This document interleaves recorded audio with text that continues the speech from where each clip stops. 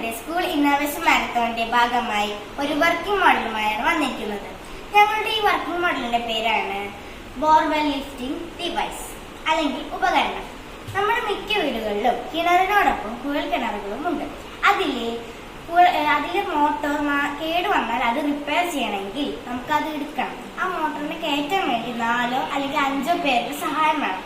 പക്ഷെ ഈ ഒരു യന്ത്രം ഉപയോഗിച്ച് നമുക്ക് വെറും 2 പേരുടെ ശക്തി കൊണ്ട് ഈ ഒരു കുഴൽ കിണറിലെ മോട്ടോറിനെ നമുക്ക് കയറ്റിയെടുക്കാം.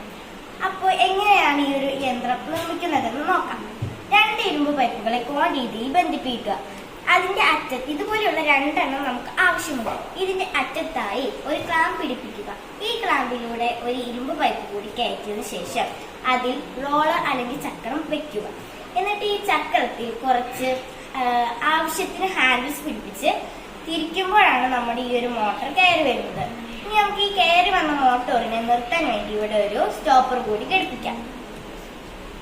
ഇനി നമുക്ക് ഇതിന്റെ ശാസ്ത്രതത്വം നോക്കാം. ചക്രം അല്ലെങ്കിൽ റോളർ എന്ന ഉപകരണത്തിന്റെ പ്രവർത്തന തത്വമാണ് ഇതിന്റെ അടിസ്ഥാനം. ഭാരമുള്ള വസ്തുവായ ബോർവെൽ മോട്ടോറിന്റെ കയർ റോളറിൽ ബന്ധിപ്പിച്ച് അനായാസം മുകളിലേക്ക് എത്തിപ്പിക്കാൻ കഴിയും. ഇവിടെ റോളർ ഒരു ഉത്തോലകമാണ്. ഇതിന് പിന്നിലുള്ള ശാസ്ത്രതത്വം ഉത്തോലക തത്വമാണ്.